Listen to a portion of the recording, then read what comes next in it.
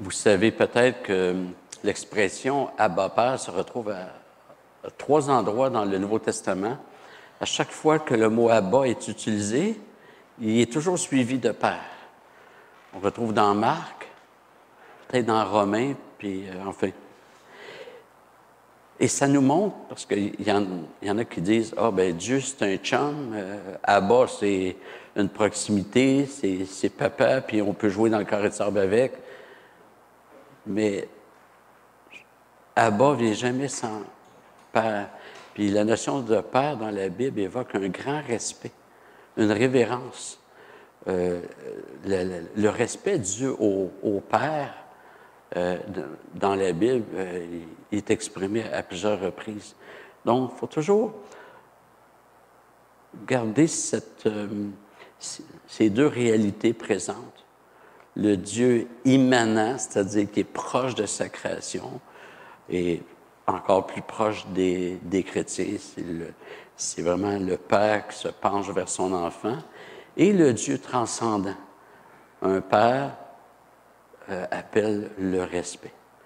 Alors, on n'est pas dans les familiarités. Alors, il faut toujours garder ces deux réalités présentes. Et on arrive à la prédication. Vous excuserez ma toux, c'est les effets de la COVID. La COVID est passée, mais je traîne encore cette toux. Et aujourd'hui, dans le cadre du survol des livres de la Bible, on va voir l'Évangile de Jean. Hein?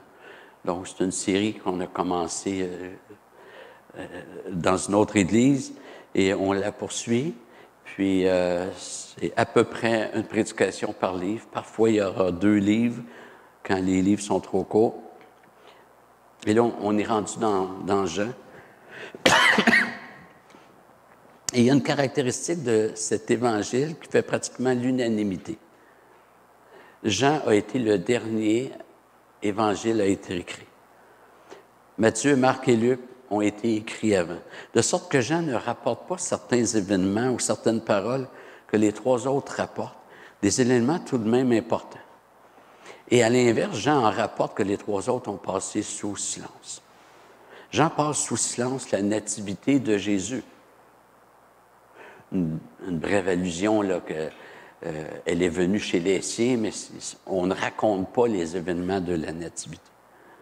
Le baptême et la tentation de Jésus au désert sont passés sous silence.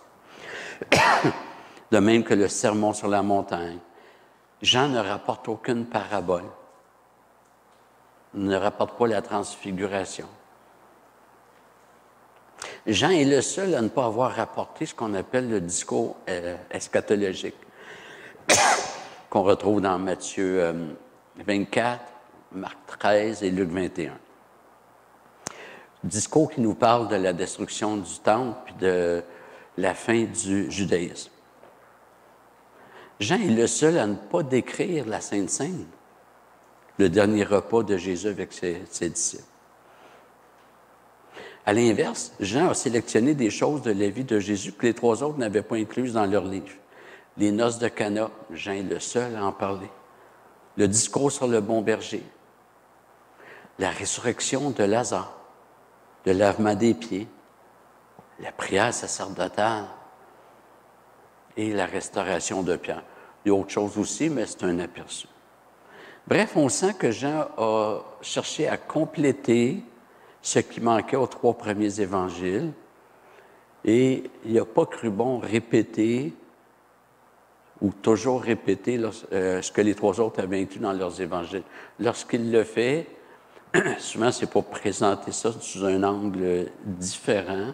Par exemple, Jean va rapporter aussi la multiplication des pains, mais il va être le seul à faire un discours dans Jean 6 sur le fait que il est en opposition, si on veut, avec la manne. Et on va voir ça plus tard. Pas une opposition réellement, mais la manne est une préfiguration et la venue de Jésus, c'est la réalité. On va lire les 18 premiers versets. Au commencement était la parole, et la parole était avec Dieu, Et la parole était Dieu. Elle était au commencement avec Dieu. Tout a été fait par elle, et rien de ce qui a été fait n'a été fait sans elle. En elle était la vie, et la vie était la lumière des hommes. La lumière brille dans les ténèbres, et les ténèbres ne l'ont pas accueillie. Il y eut un homme envoyé par Dieu, du nom de Jean. Il vint comme témoin pour rendre témoignage à la lumière, afin que tous croient par lui. Il n'était pas la lumière, mais il vint pour rendre témoignage à la lumière. C'était la véritable lumière qui, en venant dans le monde, éclaire tout homme. Elle était dans le monde, et le monde a été fait par elle, et le monde ne l'a pas connue. Elle est venue chez les siens, et les siens ne l'ont pas reçue, mais à tous ceux qui l'ont reçue, elle a donné le pouvoir de devenir enfants de Dieu, à ceux qui croient en son nom, et qui sont nés non du sang, ni de la volonté de la chair, ni de la volonté de l'homme, mais de Dieu. La parole a été faite chair, et elle a habité parmi nous, pleine de grâce et de vérité, et nous avons contemplé sa gloire, une gloire comme celle du Fils unique, venu du Père. Jean lui a rendu témoignage et s'est écrié, « C'est celui dont j'ai dit, celui qui vient après moi m'a précédé, car il était avant moi. Et nous avons tous reçu de sa plénitude et grâce pour grâce. Car la loi a été donnée par Moïse, la grâce et la vérité sont venues par Jésus-Christ. Personne n'a jamais vu Dieu. Dieu, le Fils unique qui est dans le sein du Père, lui, l'a fait connaître. » Que le Seigneur bénisse sa parole. Prions. Seigneur Dieu, on veut faire la pause et prendre la posture du disciple. On veut être à tes pieds ce matin pour mieux te connaître par ta parole, parce que c'est par ta parole que tu te révèles. Bénis ce temps, Seigneur Dieu, dispose-nous. Sois aussi avec ceux qui nous écoutent par Internet. Et Seigneur, que ces temps dans ta parole puissent contribuer à notre sanctification, à notre transformation. Amen.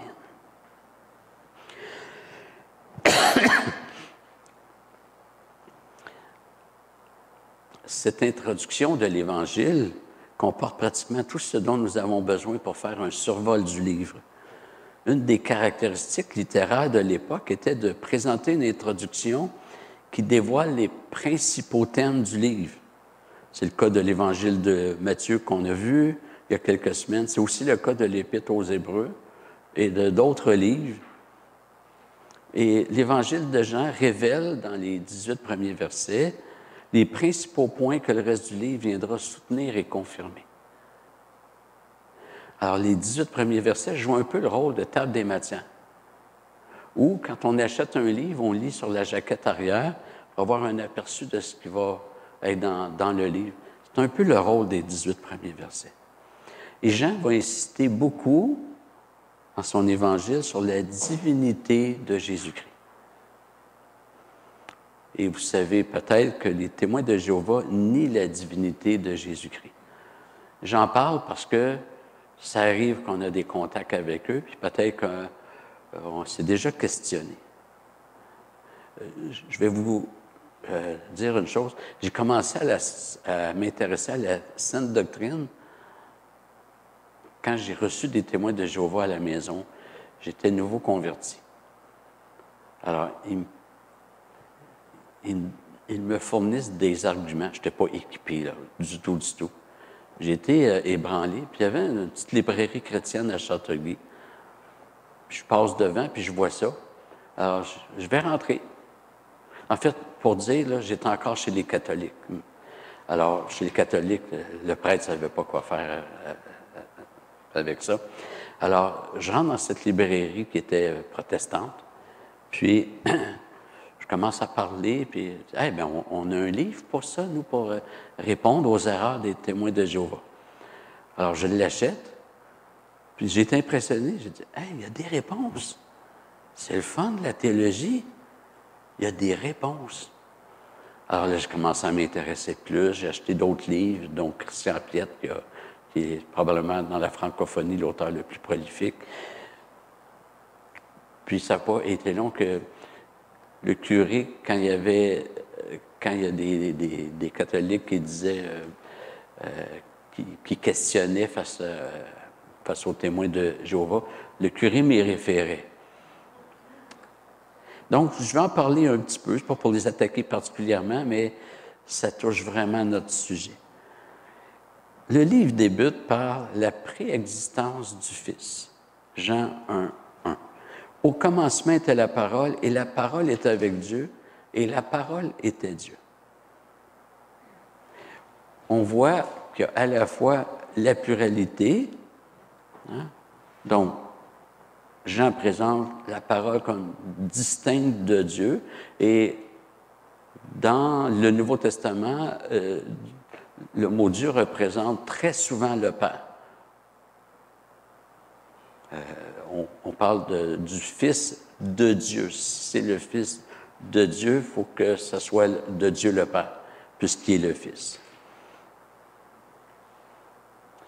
Mais il y a aussi un seul Dieu qu'on voit dans... Mais finalement, la parole était Dieu. Donc, il y a à la fois pluralité et à la fois unité, mais peut-être même unicité. Il y a un seul Dieu. Sauf que les témoins de Jéhovah ont traduit ainsi. Et là, je n'ai pas osé mettre la référence parce que ce que les témoins de Jéhovah présentent comme la Bible, finalement, c'est pas la Bible. Mais eux ont mis au commencement, la parole était, et la parole était avec Dieu, et la parole était un Dieu. Ils disent que Jésus était un petit Dieu, mais pas le grand Dieu. Pour eux, le Fils de Dieu a été créé, après quoi, c'est le Fils qui a tout créé. Donc, finalement, c'est une créature qui a créé la création, d'après eux. Et leur argument, c'est que dans le texte grec, il n'y a pas l'article devant le mot Dieu. Et c'est vrai que l'article n'y est pas. Sauf que la conclusion qu'ils en font, elle est fausse. Ça ne respecte pas la grammaire grecque. En fait, la seule règle que les témoins, ou à laquelle les témoins de Jéhovah tiennent, c'est de présenter Jésus comme un petit Dieu. On va regarder le verset 6 de leur traduction. Cependant, tous ceux qui l'ont reçu, qui ont reçu la parole, il leur a donné le pouvoir de donner enfants de Dieu. Et pourtant, donc ils mettent Dieu avec un D majuscule, et pourtant il n'y a pas plus l'article dans le texte grec. Ça leur prend juste 5 versets pour contredire leurs règles, pour renier leurs règles.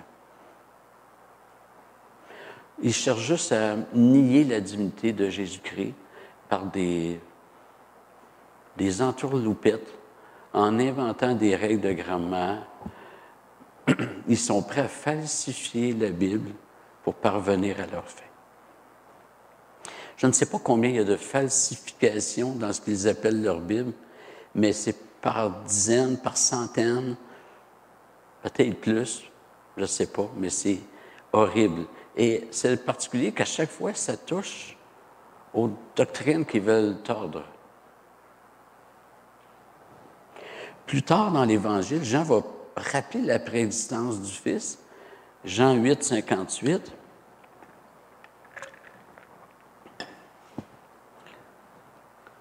Jésus leur dit, en vérité, je vous le dis, avant qu'Abraham fût, moi, je suis.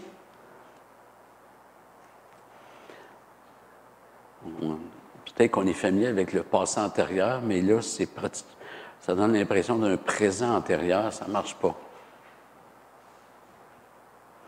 Les témoins de Jéhovah, embêtés par ce verset-là, ont traduit ainsi. Avant qu'Abraham fût, j'étais.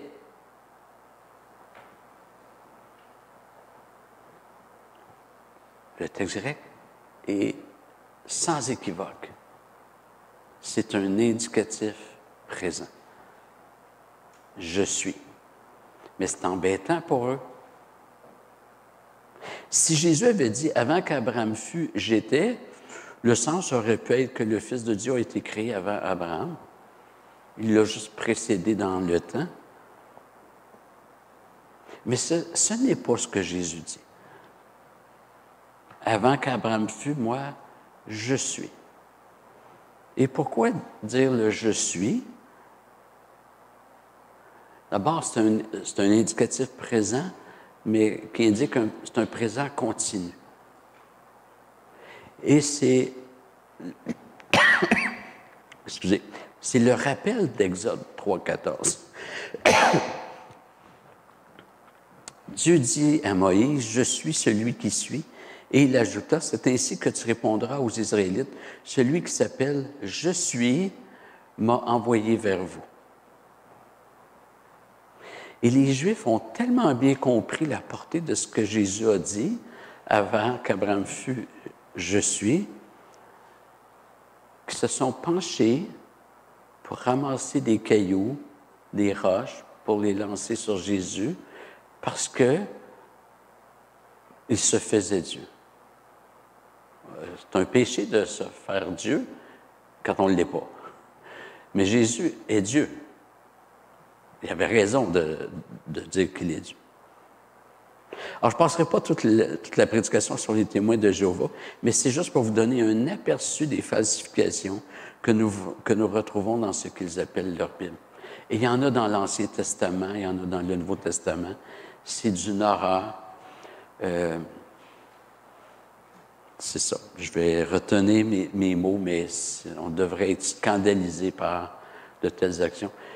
On n'est pas catholique, mais on est obligé de reconnaître que les catholiques traduisent bien leur Bible. Ils ont rajouté certains livres, ça c'est autre chose. Mais les livres qu'on a en commun, ils sont bien traduits. Mais les témoins de Jéhovah, ce n'est pas une Bible.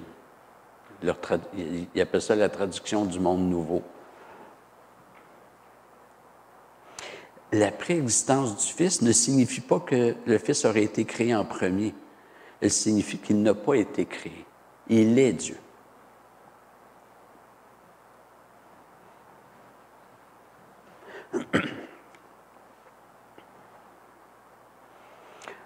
J'y vais par cœur, je pense que c'est dans le Proverbe 8, peut-être verset 20 ou 22, que les témoins appliquent au Fils, et je pense qu'ils ont raison, sauf qu'au lieu de... Ils parlent de la sagesse, que Dieu l'a possédé, la première de ses œuvres, que Dieu l'a créé. Et c'est le genre de cette subtilité, puis à un moment donné, ils en ont assez pour bâtir leur doctrine.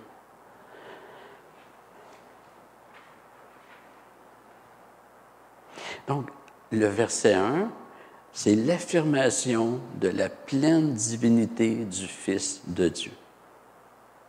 Et Jean va faire ressortir cette vérité en rapportant cette fois la formulation « Je suis » par laquelle Jésus s'est désigné. Je suis le pain de vie, je suis la lumière du monde, je suis la porte des brebis, je suis le bon berger, je suis la résurrection et la vie, je suis le chemin, la vérité et la vie, je suis le vrai cep. Et Jean va poursuivre avec le fait que le Christ est tout. D'abord, c'est par le Fils que le Père a tout créé. Tout a été fait par la parole et rien de ce qui a été fait n'a été fait sans elle. Le Fils, il est l'agent du Père dans la création. Autrement dit, c'est par le Fils que le Père a tout créé. Je pense que c'est dans 1 Corinthiens 8 que Paul dit il n'y a qu'un seul Dieu de qui sont toutes choses et un seul Seigneur, Jésus-Christ, par qui sont toutes choses. Alors, c'est l'agent de la création. Aucune créature n'a créé. C'est justement l'argument que Dieu prend dans l'Ancien Testament pour dire qu'il est le seul vrai Dieu. Raconter parmi les nations sa gloire, parmi tous les peuples ses merveilles, car l'Éternel est grand et très digne de louange. Il est redoutable plus que tous les dieux, car tous les dieux des peuples sont de faux dieux, mais l'Éternel a fait les cieux. Comment le Fils pourrait être un faux Dieu, d'après ce verset-là? et avoir fait les cieux en même temps. Puisque le Fils est l'agent de la création, il n'est pas créé, il est Dieu. Et Jean va faire aussi le lien entre la première création et la nouvelle création. Déjà, le début du livre nous met sur la piste. Au commencement, ça rappelle Genèse 1:1, au commencement était la parole, et la parole était avec Dieu, et la parole était Dieu. Et ce n'est pas la seule fois dans le Nouveau Testament où on voit l'idée du commencement avec la venue de Jésus. Marc 1:1, commencement de l'évangile de Jésus-Christ, Fils de Dieu. Luc 1, versets 1 et 2, puisque plusieurs ont entrepris de composer un récit des événements qui se sont accomplis parmi nous, tels que nous les ont transmis, ceux qui, dès le commencement, en ont été les témoins oculaires et qui sont devenus serviteurs de la parole. 1 Jean 1, versets 1 à 3, ceux qui étaient dès le commencement, ce que nous avons entendu, ce que nous avons vu de nos yeux, ce que nous avons contemplé et que nos mains ont touché concernant la parole de vie. Et la vie a été manifestée, nous l'avons vu, donc c'est Jésus. Nous en rendons témoignage et nous vous annonçons la vie éternelle qui était auprès du Père et qui nous a été manifestée. Ce que nous avons vu et entendu, nous vous l'annonçons à vous aussi, afin que vous aussi, vous soyez en communion avec nous. Or, notre communion est avec le Père et avec son Fils, Jésus-Christ. C'est l'écho de Genèse 1, et il y a quelques vérités qui se dégagent de ça. La première, c'est que si le Fils est l'agent de la création telle qu'on la connaît, on peut avoir confiance qu'il va achever la nouvelle création. Il y a un lien entre la première et la deuxième création. La première sert de tremplin à la deuxième. La première prépare la nouvelle. C'est dans cette création-ci que les choses se passent, se réalisent. C'est dans cette création-ci que Dieu s'est révélé, qui a placé l'être humain, qui se fait un peuple. C'est dans cette création-ci que Dieu s'est incarné. C'est dans cette création-ci qu'il s'est révélé à ses enfants.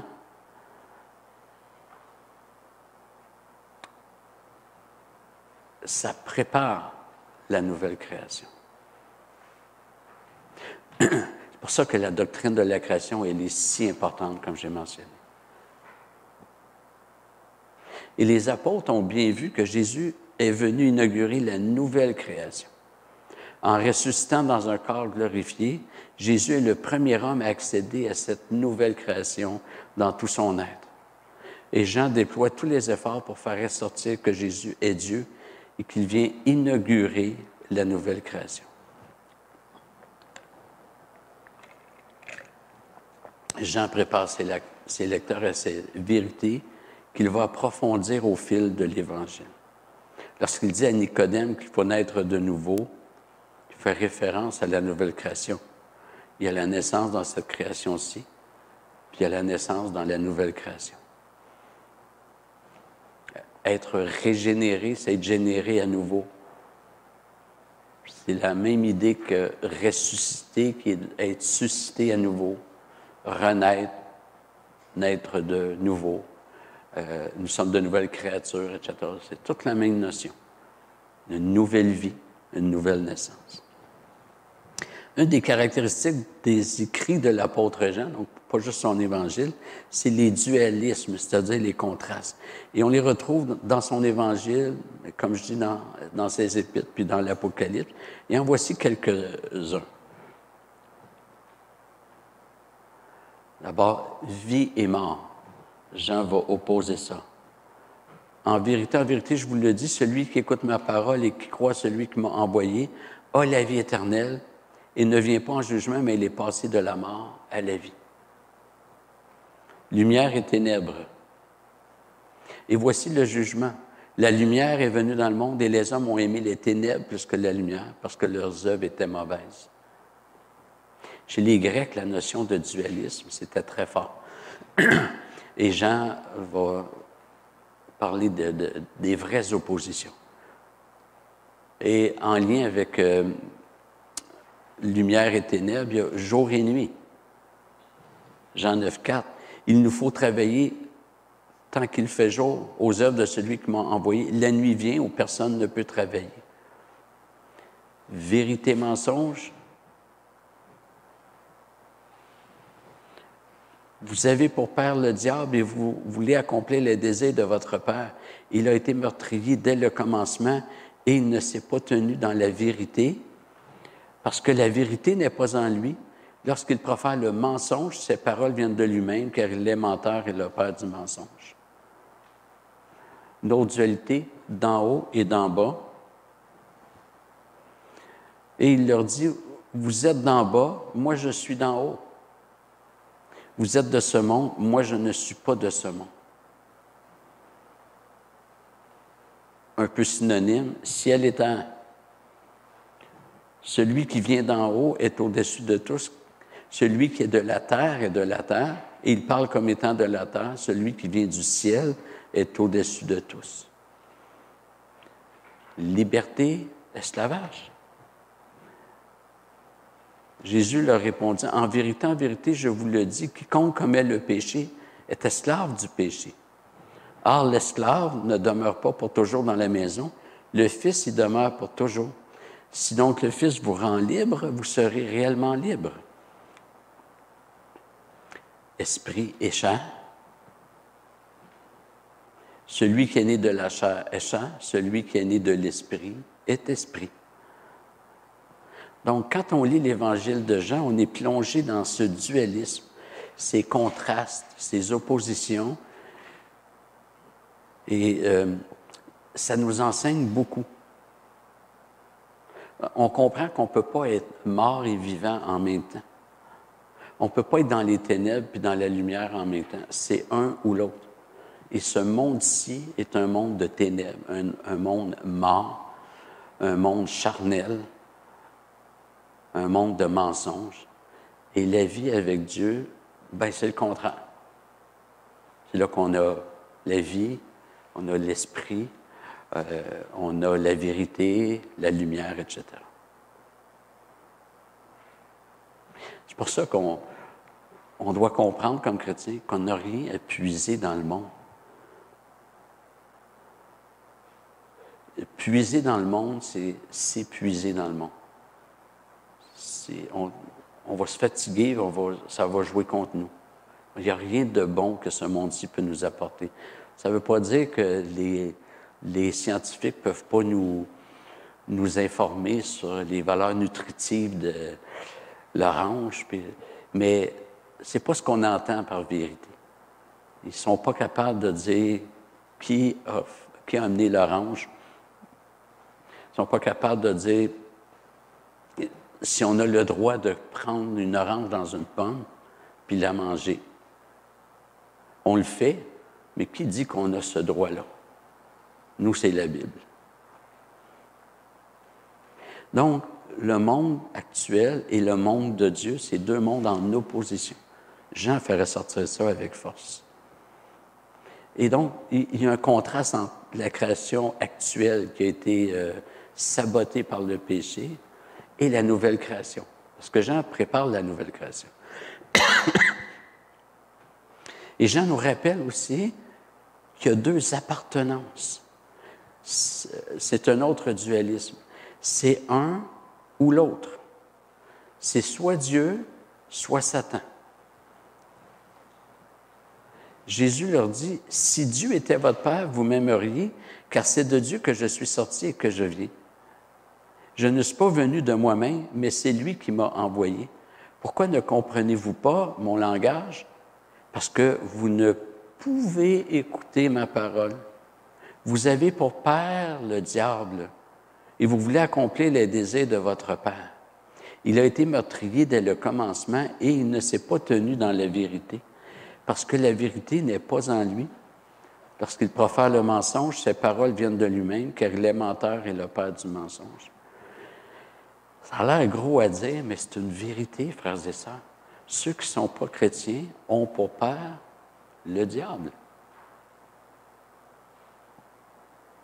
Il y a une démarcation très claire. C'est pourquoi, et c'est une des raisons, c'est peut-être pas la seule, mais l'Église ne doit pas s'encoquiner avec le monde, chercher à intégrer le monde à notre Église, à plaire au monde, etc., les intégrer, c'est horrible. Dieu met une séparation. Je mettrai inimitié, Genèse 3,15, puis nous, on serait assez fin pour dire, on va briser ça, cette inimitié-là, on va réconcilier ça. L'Église, je ne dis pas d'envoyer promener les non-chrétiens. On les accueille même, mais on les accueille comme pour ce qu'ils sont. Des non-chrétiens, ils ne seront pas membres, à moins tant qu'ils ne se convertiront pas.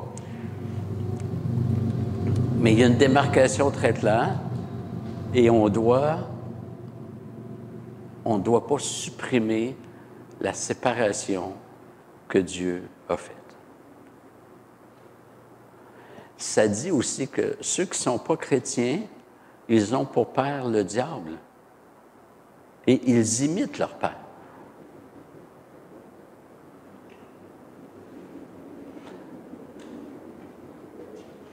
Une des caractéristiques peut-être, ou la caractéristique peut-être la plus intéressante, en tout cas moi ça m'avait fasciné quand j'avais découvert ça, puis elle est d'autant plus fascinante que on ne la constate pas nécessairement, en tout cas moi je ne l'avais jamais constaté tant qu'on ne me l'a pas fait, tant qu'on ne l'a pas mise en évidence. C'est la manière avec laquelle Jean utilise la notion de vrai, qui est aussi vérité ou véritable, c'est mot de main famille. On peut avoir l'impression que cette notion est en opposition aux pratiques païennes. Les chrétiens sont dans le vrai, les païens sont dans le faux. En soi, c'est un fait. Mais c'est pas là où Jean, c'est pas l'usage que Jean fait de la notion. Dès l'ouverture de l'Évangile de Jean, Jésus est présenté comme la véritable lumière. Sauf que c'est Israël qui avait cette mission d'être une lumière pour les autres nations. Et il m'a dit, tu es mon serviteur Israël, en qui j'aurai ma parure. Mais moi j'ai dit, c'est en vain que je me suis fatigué, c'est pour le vide, la vanité que j'ai consumé ma force. Certes, mon droit est auprès de l'Éternel et ma récompense auprès de mon Dieu. Maintenant, l'Éternel parle, lui qui m'a formé dès le sein maternel pour être son serviteur, pour amener à lui Jacob, pour qu'Israël soit semblé auprès de lui. Je suis glorifié aux yeux de l'Éternel, car mon Dieu a été ma force.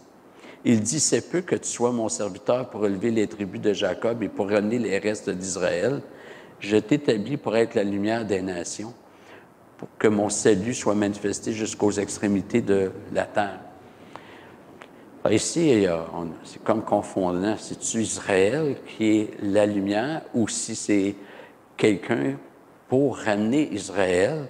Mais je pense que les deux sont mentionnés dans ces versets-là. Israël a échoué, mais Jésus a réussi. Quand Jean, l'auteur de l'Évangile, écrit sur Jésus, il dit, c'était la véritable lumière qui, en venant dans le monde, éclaire tout homme. En disant véritable lumière, il est en train de dire que la lumière précédente n'en était pas vraiment une. Israël a joué un rôle de préfigurant, mais il n'a jamais pu remplir la vocation. Ensuite, Jésus présente Nathanaël ici. Jésus vit venir à lui Nathanaël et dit de lui, voici vraiment un Israélite dans lequel il n'y a pas de fraude. Ben, c'est par opposition aux Juifs rebelles. Nathanaël, lui, c'est un vrai Juif. Ça veut dire qu'il y a des faux Juifs. Il y a des Juifs qui ne le sont pas vraiment. Et Paul va aller dans le même sens. Le Juif, ce n'est pas celui qui en a les apparences et la circoncision. Ce n'est pas celle qui est apparente dans la chair. Mais le Juif, c'est celui qui l'est intérieurement. Et la circoncision, c'est celle du cœur selon l'esprit et non selon la lettre. Car les vrais circoncis, c'est nous qui rendons à Dieu notre culte par l'Esprit de Dieu, qui nous glorifions en Christ Jésus et qui ne mettons pas notre confiance dans la chair. Donc, on commence à voir que la notion de vrai c'est par opposition au judaïsme. Même chose pour le culte. Nos pères ont adoré sur cette montagne et vous dites, vous, que l'endroit où il faut adorer est à Jérusalem. Femme, lui dit Jésus, crois-moi, l'heure vient où ce ne sera ni sur cette montagne, ni à Jérusalem que vous adorerez le Père. Vous adorez ce que vous ne connaissez pas. Nous adorons ce que nous connaissons, car le salut vient des Juifs. Mais l'heure vient, et c'est maintenant où les vrais adorateurs adoreront le Père en esprit et en vérité, car ce sont de tels adorateurs que le Père recherche. Dieu est esprit, et il faut que ceux qui l'adorent en esprit et en vérité. Encore une fois, le culte que Jésus établit est en esprit et en vérité. En vérité, ce que Jésus dit, c'est en opposition au culte qui était pas en vérité au sein du judaïsme. Et en passant, les versets qu'on vient de lire nous montrent que Dieu n'a pas l'intention d'établir à nouveau un culte à Jérusalem, contrairement à ce que certains chrétiens pensent. Ni présentement, ni dans un millénium futur pour ceux qui croient en un millénium futur, ni dans l'éternité.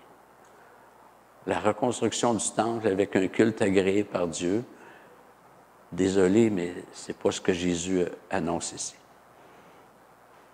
Maintenant, la notion de pain. J'en ai parlé un petit peu plus tôt, mais là, dans le cadre de l'utilisation du vrai, de la vérité, Jésus dit, « Nos pères ont mangé la manne dans le désert selon ce qui est écrit. Il leur donna à manger le pain venu du ciel. » En vérité, plutôt, Jésus leur dit, en vérité, je vous le dis, ce n'est pas Moïse qui vous a donné le pain venu du ciel, mais mon Père vous donne le vrai pain venu du ciel. Car le pain de Dieu, c'est celui qui descend du ciel et qui donne la vie au monde. Il lui dit, Seigneur, donne-nous toujours ce pain-là. Jésus leur dit, moi, je suis le pain de vie. Celui qui vient à moi n'aura jamais faim et celui qui croit en moi n'aura jamais soif. Les Juifs au désert avaient peur de mourir de faim. Puis, ils ont murmuré, puis Dieu a envoyé la manne. Puis Jésus dit, vos pères ont mangé la manne, puis ils sont tous morts. Autrement dit, ça n'a pas empêché ces personnes de mourir. Là, Jésus, moi, je suis le vrai pain. Celui qui vient à moi n'aura jamais faim, celui qui croit en moi n'aura jamais soif. Parce que le pain que Jésus donne, c'est la vie éternelle. Donc, encore une fois, le vrai pain est en opposition à une préfiguration au sein du peuple juif. On voit la même chose avec la notion de vigne. Isaïe 5,7 dit « Or, la vigne de l'Éternel des armées, c'est la maison d'Israël, et les hommes de Juda, c'est le plan qu'ils chérissaient. » Et Jésus affirme ceci. « Moi, je suis le vrai cep. » Et on pourrait traduire la vraie vigne, c'est le même mot. « Et mon Père est le vigneron. » Encore une fois, Israël n'était pas la vraie vigne. C'était une préfiguration, une ombre. Jésus incarne dans sa personne tout ce qui avait été adressé à Israël. Matthieu fait la même chose, je n'ai pas le temps ce matin, mais on l'avait vu quand on avait vu le survol de Matthieu, comment Matthieu 2,15 applique Osée 11,1. Lorsqu'Israël était jeune, je l'aimais et j'ai appelé mon fils hors d'Égypte. Dans le contexte d'Osée, au chapitre 11, c'est la nation juive. Puis, quand on lit Osée 11, on est convaincu qu'il fait un travail d'historien qui rapporte des faits passés. Mais Matthieu dit, qu'est-ce qui s'est passé avec Jésus quand il a dû fuir en Égypte? Afin que s'accomplisse ce que le prophète avait dit. Autrement dit, Osée 11, c'était pas tant un compte-rendu de faits passés. C'est une prophétie qui devait s'accomplir.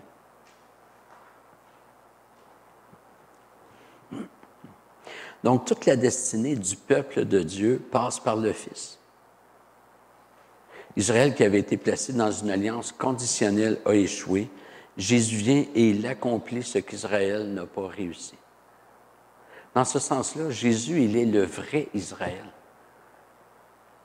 Parce que la nation juive a été placée dans une alliance conditionnelle et tous les Juifs ont échoué. L'obéissance était exigée. Tous les Juifs ont échoué sauf un, Jésus-Christ. Les autres ils reçoivent les malédictions de cette alliance.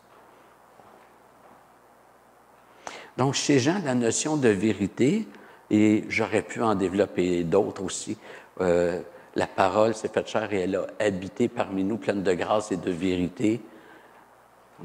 Le mot vérité est là. Et le verbe habiter, de mémoire, c'est skenoro. Finalement, c'est planter sa tente. Ça vient du mot tabernacle. Jean aurait pu prendre le mot courant pour habiter.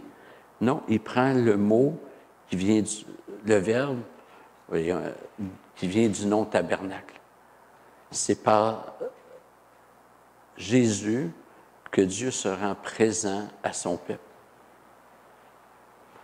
Quand Dieu a donné les consignes du tabernacle, j'habiterai au milieu d'eux, je marcherai au milieu d'eux, bien, c'est par son Fils qu'il accomplit cela. Vous voyez comment Jean utilise les notions de vérité pour dire que Jésus accomplit ce que le judaïsme annonçait, puis maintenant que c'est accompli, on n'a plus besoin de ce qu'il annonce. Si moi, je suis sur la route puis je vois une affiche avec un H, c'est un hôpital, je vais suivre les directives. Rendu à l'hôpital, je n'ai plus besoin de l'affiche. Je n'ai pas à m'attacher à l'affiche, mais à ce que ça annonce. D'autres peuvent en avoir besoin, là, c'est autre chose. Mais Jésus est venu, on n'a plus besoin du judaïsme. Le judaïsme, c'est terminé.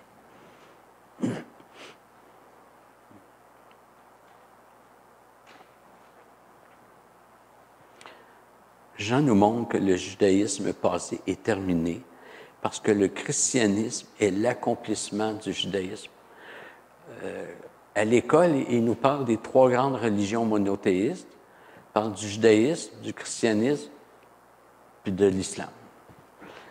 Puis ça donne l'impression que c'est trois religions différentes. Et oui, il y a des différences, mais ce que je veux dire, c'est que le christianisme, c'est le judaïsme entré dans sa phase messianique. Les vrais juifs, c'est nous. Quand le papillon s'échappe, on ne s'attache plus au cocon. C'est fini. Ceux qui persévèrent dans le judaïsme restent attachés à la maquette au lieu de s'intéresser au vrai projet. Ils restent stallés sur la vigne devant l'affiche H, puis c'est un beau verre.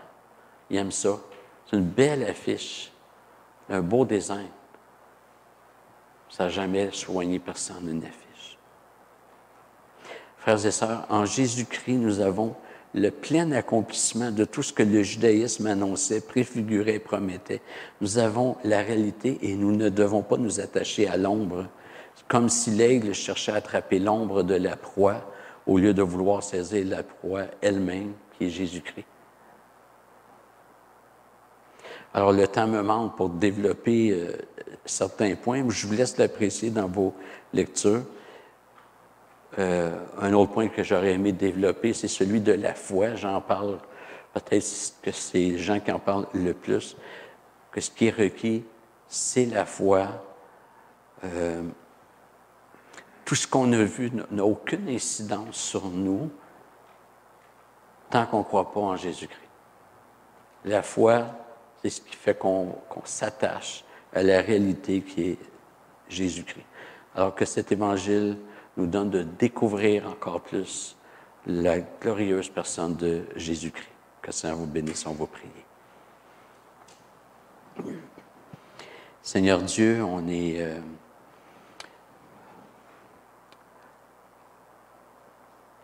on veut te contempler à travers cet évangile.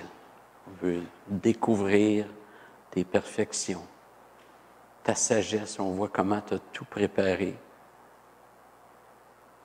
Et Seigneur, c'est tellement impressionnant qu'il y a une seule réaction logique pour nous, c'est de t'adorer. Et Seigneur, merci de nous avoir fait connaître le véritable. Nous sommes dans le véritable, Jésus-Christ. Et c'est un grand privilège. Seigneur, je veux te prier pour ceux qui ne te connaîtraient pas. Je te prie que tu puisses te révéler à eux, qu'ils puissent venir à Jésus-Christ dans une démarche de repentance et de conversion. Bénis ta parole, Seigneur Dieu. Amen.